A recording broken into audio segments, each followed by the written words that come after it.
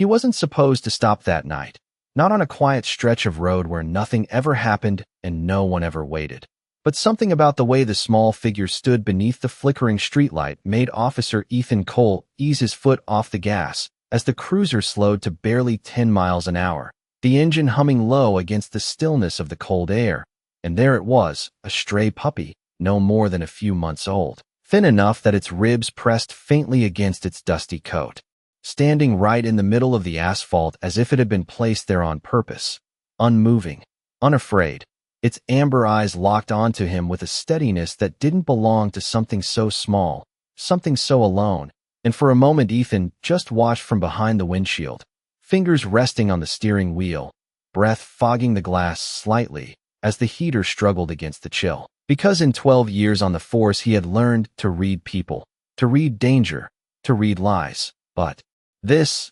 wasn't any of those things. This was something quieter, something heavier, like a question waiting to be answered, and he muttered under his breath, "Come on, buddy, move along," expecting the dog to scatter the way strays always did, slipping into shadows, disappearing between fences or down alleys. But it didn't move, not even when the headlights washed over it in pale gold, not even when the low rumble of the cruiser edged closer. It just stood there, ears slightly tilted, head low, watching him as if it had been waiting a long time for this exact moment. And something in Ethan's chest tightened without warning, a subtle pull he couldn't quite explain, the kind that came not from instinct, but from somewhere deeper, somewhere he didn't like to visit. So he exhaled slowly, rolled the wheel just enough to steer around the animal, and pressed the gas again, the cruiser easing past it with a soft whoosh of tires over worn pavement, leaving the puppy behind in the dim glow of the streetlight. Or at least that's what he thought until he checked the rearview mirror out of habit and saw it.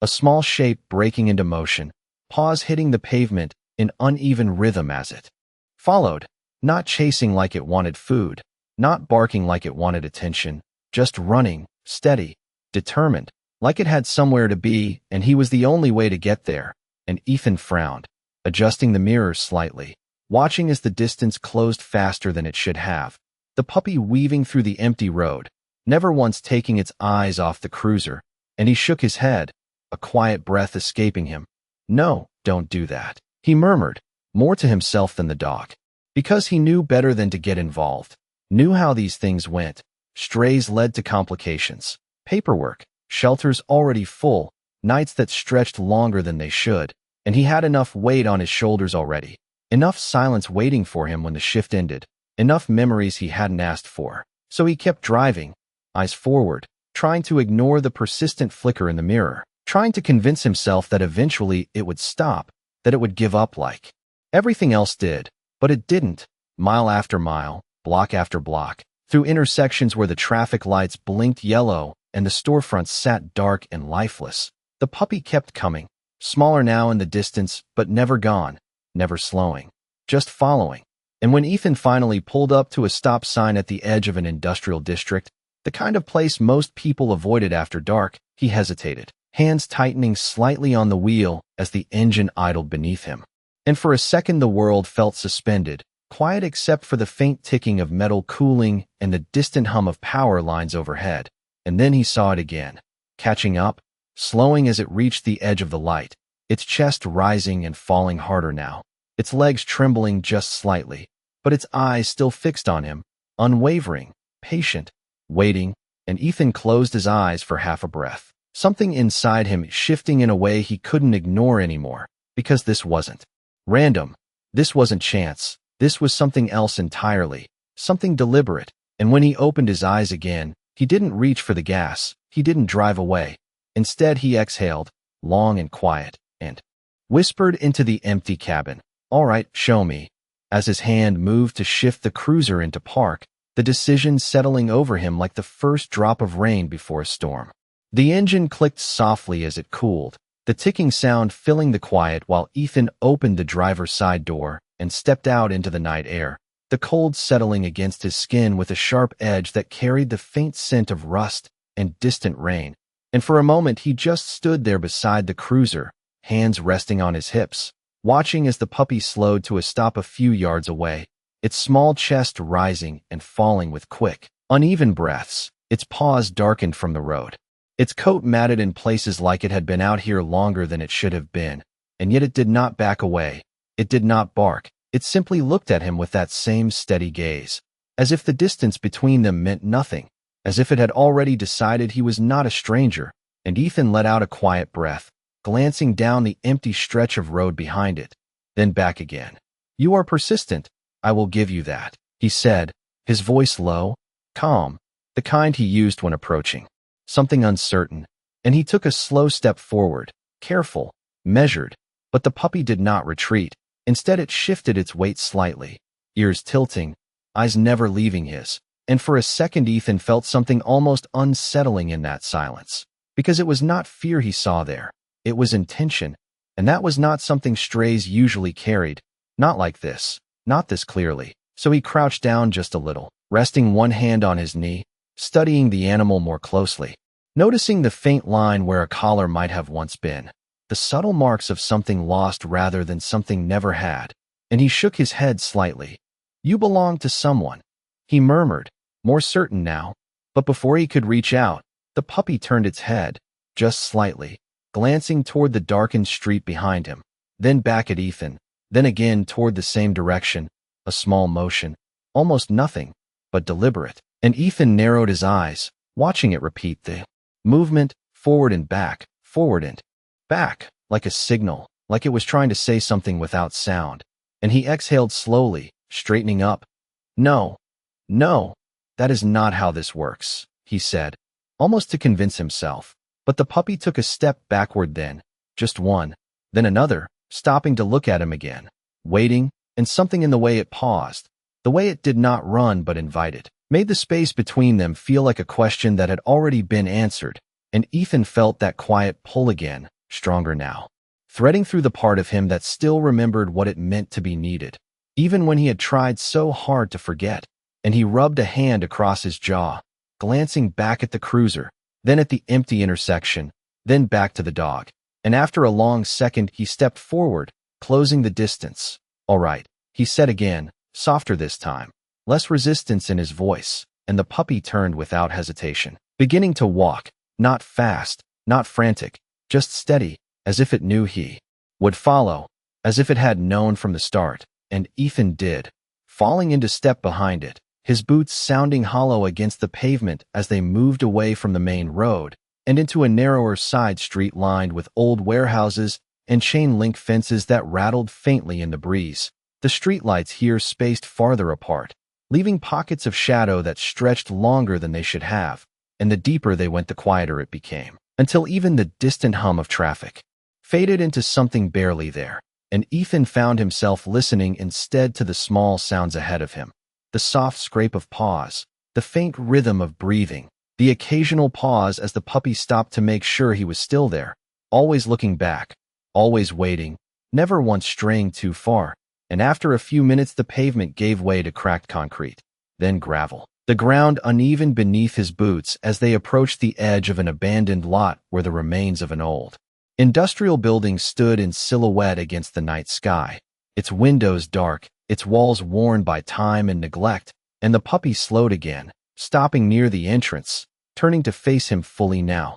its body still, its eyes searching his face as if asking for something more than just his presence, and Ethan felt his chest tighten again, that same quiet weight settling in, because whatever this was, whatever waited beyond that doorway, it was the reason the dog had not stopped running, the reason it had chosen him. And as the wind moved faintly through the broken structure ahead, carrying with it a barely noticeable sound, something soft, almost lost in the dark, Ethan's expression shifted, his focus sharpening as he took one more step forward, his voice dropping to a near whisper.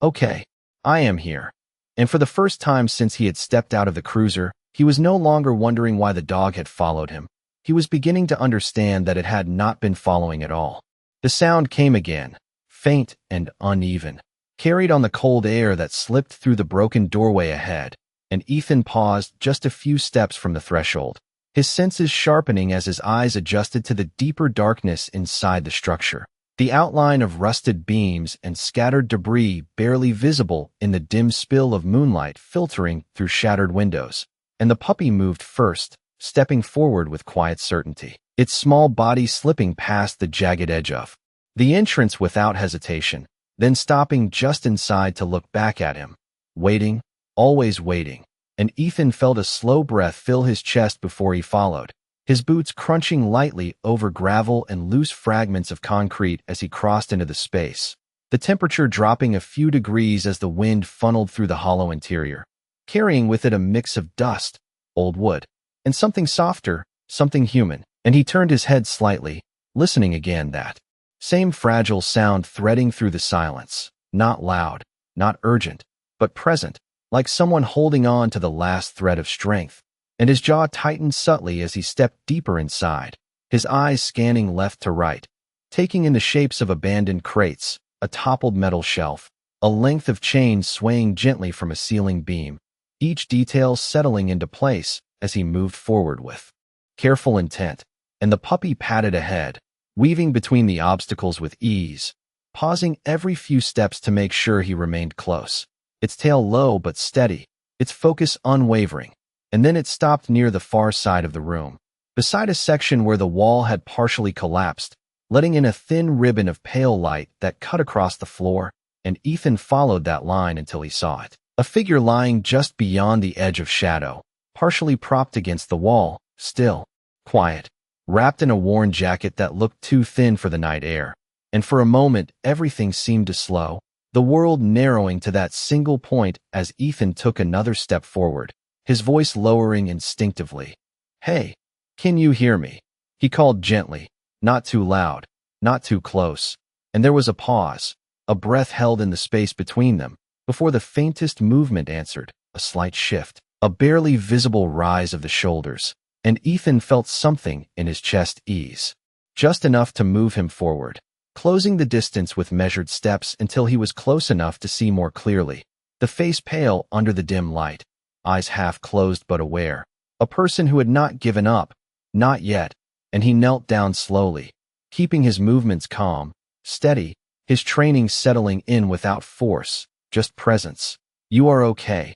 he said quietly, even if he was not entirely sure yet, because sometimes the words mattered as much as the truth. And beside him the puppy moved closer too, pressing lightly against his leg before stepping toward the figure, its nose brushing gently against the person's hand, a soft, almost careful gesture. And that was when Ethan understood, not in a sudden rush, but in a quiet unfolding that settled deep. This dog had not been wandering. It had not been searching for food or shelter. It had been searching for help, and it had chosen him. Out of all the empty streets and silent nights, it had chosen him to follow, to lead, to trust. And Ethan swallowed slowly, the weight of that realization settling in as he glanced down at the puppy, then back at the person leaning against the wall. And he reached for his radio, his voice calm but firm as he spoke into it, giving location, requesting assistance, each word clear, controlled. But beneath it there was something else now, something softer, something that had not been there when the night began. And when he finished, he set the radio aside, turning his attention back to the person, adjusting the jacket slightly to keep the cold from pressing too hard. And the puppy stayed close, sitting beside them both, its eyes moving between Ethan and the figure it had protected, its small body finally still, as if the long journey had reached its end. And Ethan exhaled slowly, one hand resting briefly against the dog's back, feeling the faint warmth beneath the thin fur. And in that quiet moment, surrounded by shadows and broken walls, he realized that sometimes the smallest voice was the one that carried the furthest, and sometimes being followed was not something to resist, but something to listen to. The minutes stretched quietly, marked only by the soft hum of distant traffic returning in faint waves and the subtle shift of wind through the broken structure. And Ethan stayed where he was, grounded beside the figure,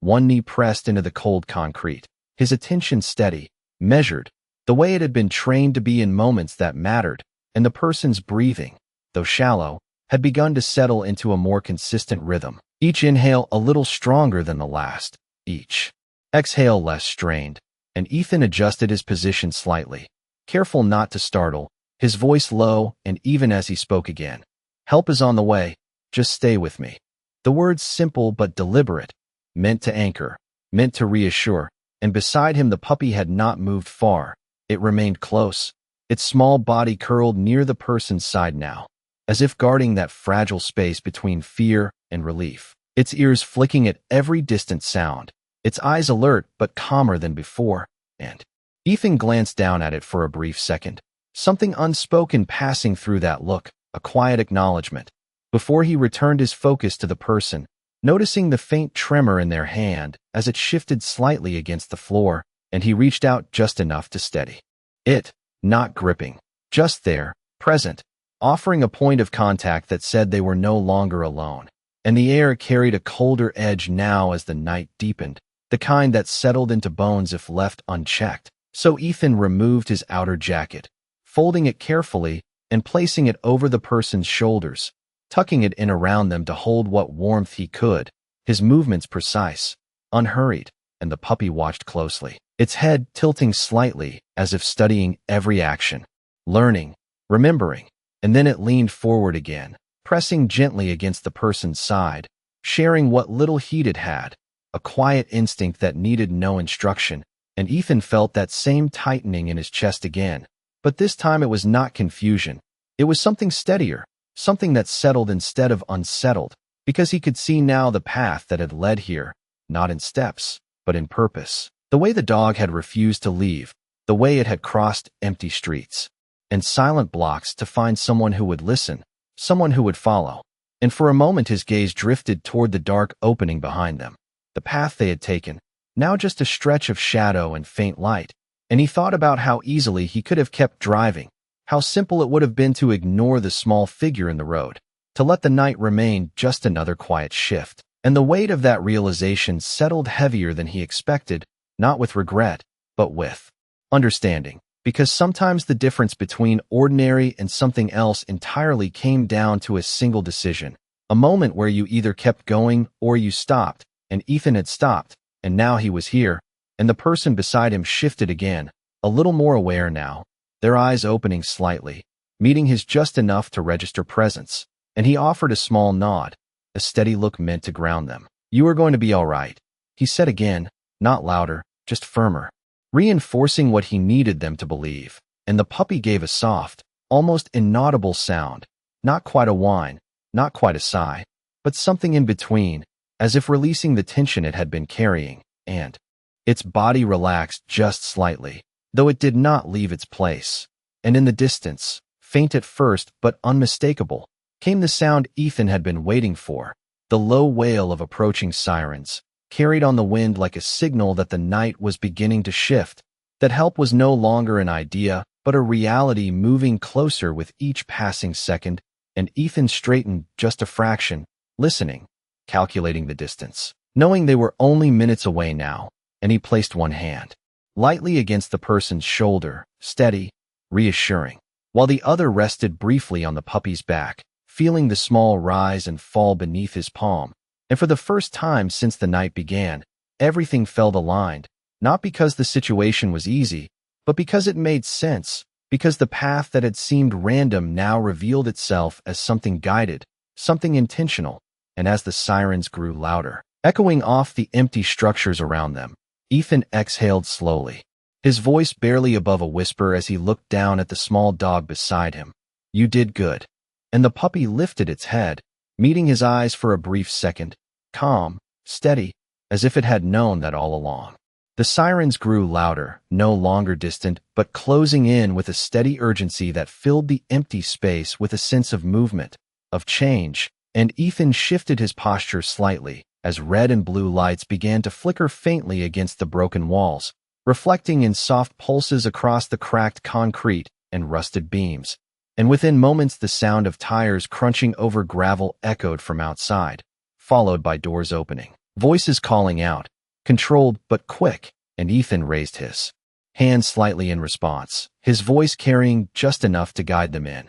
"Over here." And the beam of a flashlight cut through the darkness, followed by the silhouettes of two paramedics moving with practiced efficiency, their steps sure despite the uneven ground, their presence bringing with it a quiet reassurance that the situation was now in capable hands. And Ethan eased back just enough to give them space. explaining briefly, clearly. His words measured while they knelt beside the person, checking, assessing, working with calm precision, and through it all the puppy remained close. Its body pressed near the person's side at first, then shifting slightly as the medics began their work, its eyes following every movement, alert but no longer frantic, as if it understood that the help it had sought had finally arrived. And Ethan watched for a moment, his gaze moving between the medics and the small dog. And then one of the paramedics glanced up, offering a short nod. "You got here in time," he said, his tone steady, and Ethan returned the nod without speaking, because there was nothing to add that would change what had already happened. And as they carefully prepared to move the person, lifting with care, securing, stabilizing, the puppy took a small step forward, then stopped, uncertain for the first time since the night began, its ears lowering slightly as the distance between it and the person increased, and Ethan saw that hesitation, that flicker of doubt, and he crouched down beside it, his hand resting gently along its back, grounding, steady. "Hey," he murmured softly, his voice low and calm. "They are helping." And the puppy turned its head toward him, those same steady eyes meeting his again, searching, and for a moment it seemed to weigh something unseen, something deeper than instinct, before it settled, sitting back on its haunches, still watching but no longer trying to follow as the stretcher was carried out toward the waiting ambulance, and the night air rushed in again as they stepped outside. Cooler now, sharper, the flashing lights illuminating the scene in alternating colors that painted everything in brief moments of clarity, and Ethan followed at a slower pace, his gaze lingering on the ambulance as the doors opened and the person was lifted inside, the medics moving quickly but without panic, their actions smooth, practiced. And then the doors closed with a solid sound that echoed slightly in the quiet surroundings, and within seconds the engine started, the lights intensified, and the vehicle pulled away, the sirens rising again as it disappeared down the road, leaving behind a silence that felt different than before, not empty, but resolved, like something had shifted into place. And Ethan stood there for a moment, hands resting loosely at his sides, watching until the last trace of light faded into the distance. And then he felt it, a small presence at his side, and he looked down to see the puppy standing there, no longer trembling, no longer running, just still, its body relaxed in a way it had not been before, as if the purpose that had driven it through the night had finally been fulfilled. And Ethan exhaled slowly, a quiet breath that carried with it the weight of everything that had just unfolded, and he crouched down again, bringing himself level with the dog, studying it more closely now in the clearer light, noticing the dirt along its fur, the faint marks of wear, the strength hidden beneath its small frame. And he shook his head slightly, a faint, almost disbelieving smile touching the corner of his mouth. "You went a long way, did not you?" he said softly, and the puppy tilted its head just slightly, as if listening, as if understanding more than it should, and for a moment neither of them moved, the world around them quiet again, but not the same as before, and Ethan reached out, letting his hand rest gently on the dog's head, fingers brushing through its fur, feeling the warmth there, the life, the presence, and something in his chest shifted again, not heavy this time, but lighter, steadier, as if a space that had been closed off had quietly opened without him noticing. And as he stood back up, glancing once more down the empty road where the ambulance had gone, he knew one thing with certainty. This night had not been random, and neither had the small figure that had stood in the middle of the road, waiting for him to stop. The night settled back into stillness after the ambulance disappeared, but it was not the same silence that had hung over the streets before. It carried something softer now, something resolved, and Ethan lingered for a moment longer beside the empty lot, his gaze drifting once more across the broken outline of the building, the path they had walked now just a memory traced in shadows. And then he looked down again at the small figure beside him, the puppy standing close, no longer restless, no longer searching, just present, its breathing steady, its posture calm in a way that suggested the long urgency that had driven it was finally gone. And Ethan let out a slow breath, the kind that eased tension he had not fully noticed until it began to fade. And he rubbed a hand lightly across the back of his neck before glancing toward his cruiser parked a short distance away, its headlights still casting a pale wash. across the road, and he nodded faintly to himself, as if acknowledging something unspoken, before stepping forward, and the puppy moved with him without hesitation, falling into step at his side, as if that had always been the plan, and the two of them walked back toward the cruiser in quiet rhythm, the sound of boots and soft paws blending into the night. And when they reached the vehicle, Ethan opened the passenger side door, pausing briefly as he looked down at the dog. "You coming?" he said, his voice low, almost casual, but carrying a subtle shift that had not been there before, and the puppy hesitated for only a fraction of a second before gathering itself and making a small, determined hop up onto the seat, settling in with a cautious turn, its eyes lifting toward him as if checking for approval, and Ethan gave a small nod, closing the door gently before moving around to the driver's side, sliding back into the seat as the familiar interior surrounded him again, the scent of worn leather and faint coffee lingering in the air. And for a moment he just sat there, hands resting loosely on the wheel, listening to the quiet hum of the engine, feeling the presence beside him, different from the empty space that had been there earlier in the night. And he glanced over, watching as the puppy shifted slightly, curling just enough to get comfortable, though its eyes remained open, alert, still watching him. And Ethan shook his head lightly, a faint breath escaping him. "You are not just going to disappear, are you?" he murmured, and the dog did not move, did not blink away. It simply stayed, steady, certain, and something about that certainty settled into Ethan in a way he did not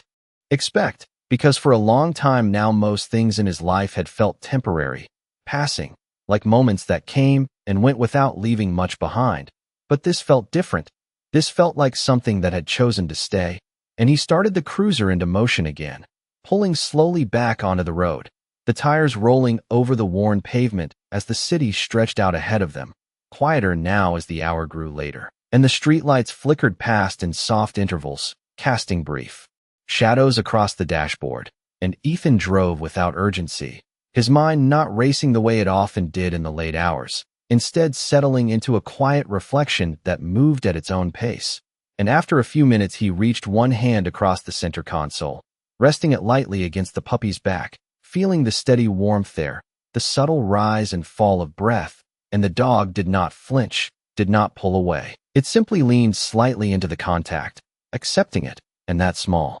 gesture, so simple, so unguarded, struck something deeper than he expected, a reminder of connection that asked for nothing and offered everything in return. And Ethan let his hand rest there a moment longer before returning it to the wheel, his gaze steady on the road ahead. And as the cruiser moved through the quiet streets, the weight of the night began to shift, no longer something heavy to carry, but something that had changed shape, something that had given rather than taken. And when he finally turned toward the station, the building coming into view under the glow of overhead lights, he knew this was not where the story ended, not really, because the small life sitting beside him had not followed him for the sake of a single moment. It had stayed, and in that quiet, steady way, it had already begun to change everything. The station lights cast a steady glow across the parking lot as Ethan pulled the cruiser into his usual spot, the tires rolling to a quiet stop that seemed to mark the end of something longer than just a shift.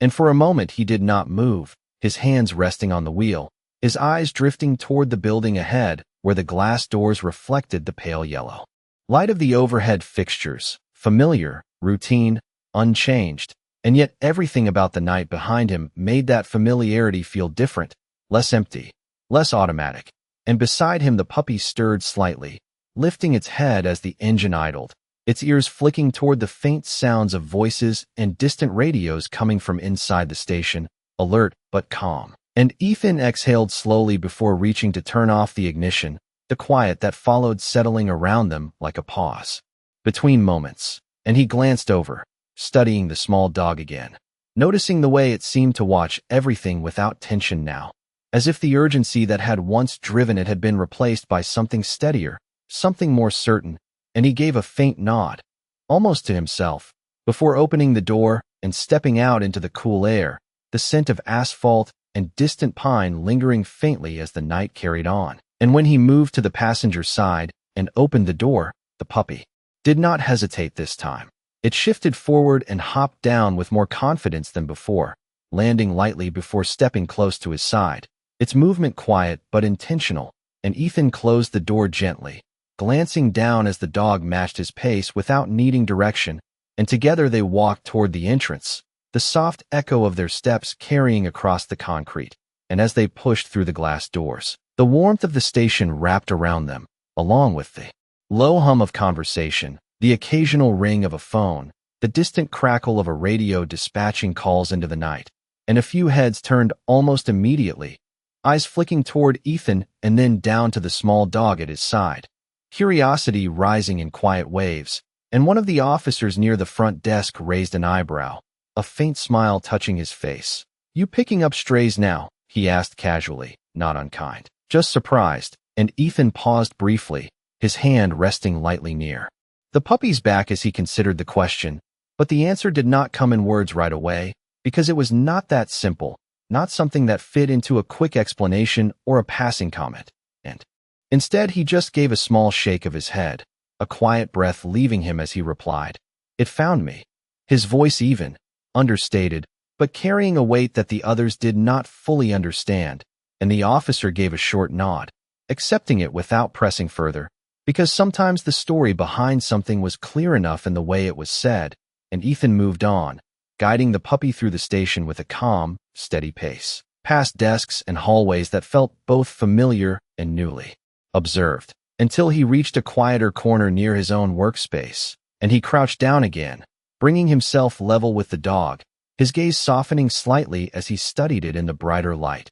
noticing details he had not seen before, the subtle variation in its coat, the faint mark where the collar had once been, the resilience in its stance despite everything it had likely been through, and he reached out, letting his hand rest gently along its back, his fingers moving slowly, reassuring, and the puppy leaned into the touch just slightly, its eyes closing for a brief moment as if finally allowing itself to rest. And that small gesture, so simple and unguarded, settled into Ethan in a way that was hard to explain, a quiet understanding forming not through words but through presence, through the shared stillness of a moment that asked for nothing more than to be acknowledged, and he exhaled slowly, a faint shift in his expression as something inside him eased, something that had been held tight for longer than he cared to admit, and as he stood back up, glancing around the station once more, he realized that the night had not just brought him here, it had brought him something he had not known he was missing,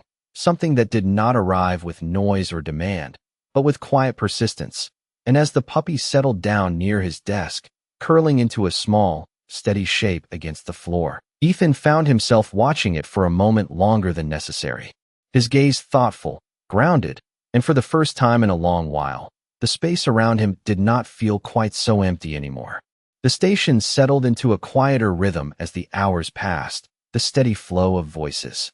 fading into softer exchanges, keyboards clicking in measured patterns, radios murmuring in low bursts that no longer carried urgency, and Ethan remained at his desk, though his focus was not on the paperwork in front of him, not entirely, because every so often his eyes drifted downward to where the small dog lay curled near his boots, its breathing slow and even now, its body finally at rest after the long stretch of the night, and there was something about that stillness that held his attention, something about the way it trusted the space without question, without hesitation, as if it had decided this was safe. And Ethan leaned back slightly in his chair, letting out a quiet breath as his hand moved absently to the edge of the desk, fingers tapping once, twice, before going still, and for a moment he allowed his mind to move back through the night, not in sharp flashes but in slow, deliberate pieces, the empty road, the flicker of the streetlight, the small figure that had refused to move, the steady eyes that had not looked away, and he realized again how close he had come to passing it by, how easily he could have kept driving, how different everything would have been if he had, and that thought lingered longer than he expected, not as regret, but as a quiet recognition of how thin the line could be between missing something and finding it, and he shook his head slightly, a faint exhale leaving him as he reached down, letting his hand rest gently against the dog's side, feeling the warmth there, the steady rise and fall that spoke of calm, of safety, and the puppy shifted just slightly at the touch, not waking fully, just enough to lean into it, as if even in rest it recognized him, And that small response settled something deeper in Ethan, something that had been held tight for longer than he realized. And across the room, one of the older officers glanced over, watching for a moment before speaking in a low tone. "You keeping him?" he asked, not with judgment, just curiosity. And Ethan looked up briefly, his gaze steady but thoughtful,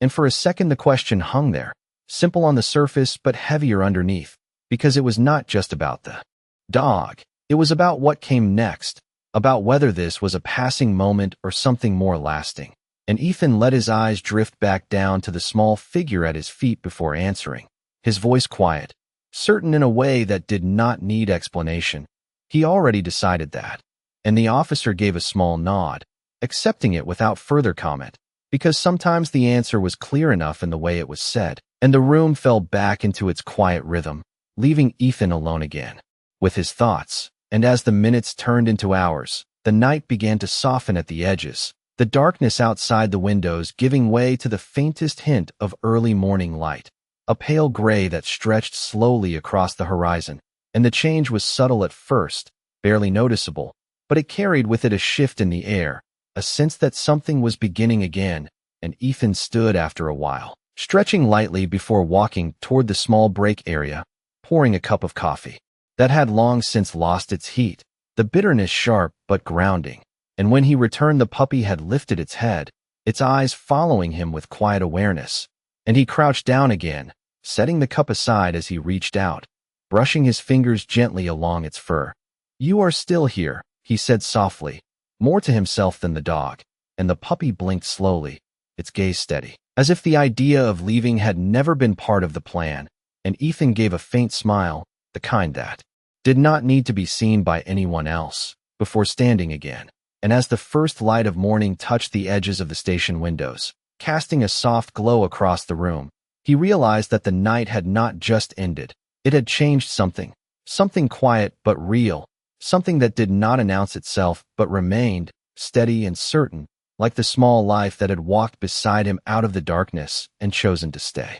Morning arrived slowly, not with noise, but with a quiet shift in light that filtered through the station windows, turning the deep gray of night into a softer shade of blue. And Ethan stood near the front of the room, one hand resting lightly against the edge of his desk. As he watched the change unfold, the first signs of a new day stretching across the horizon beyond the glass. And for the first time in a long while, he did not feel the usual weight that came with the end of a shift, the heaviness that followed him out into the daylight. Instead, there was something steadier now, something that had settled during the night without asking permission. And he glanced down as the puppy stirred again, lifting its head slowly, blinking against the brightness as if adjusting to a world that no longer felt uncertain. And Ethan crouched beside it, his movements unhurried, his presence calm, and he let his hand rest gently along its back, feeling the warmth there, the quiet life that had crossed paths with his in a way neither of them could have planned.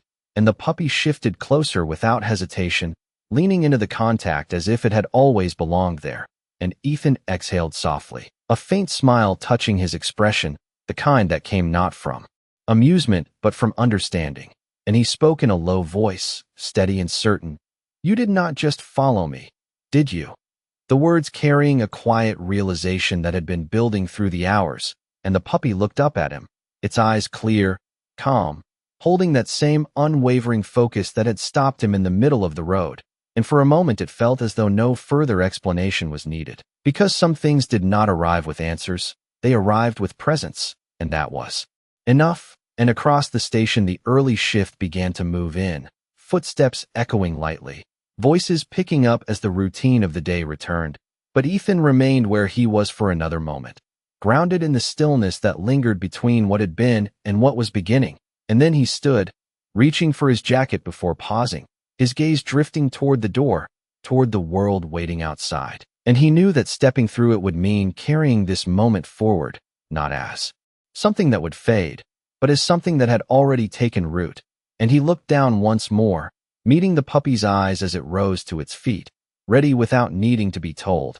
And Ethan gave a small nod, a quiet acknowledgement of a bond that had formed not through words but through choice, through action, through a night that had asked him to stop and listen. And he turned toward the exit, the puppy moving beside him with steady confidence, no longer uncertain, no longer searching, just present. And as they stepped outside, the air felt different, lighter somehow, carrying the faint scent of morning and possibility. And Ethan paused on the steps for just a second, looking out over the street as the city began to wake. The soft glow of sunlight stretching across the pavement where hours earlier everything had been still and empty. And he let out a slow breath, the kind that marked not just the end of something, but the beginning of something else. And without thinking too much about it, without overcomplicating what had already proven itself, he spoke quietly, almost to himself. "Guess I should give you a name." And the puppy looked up again, attentive, as if the sound of his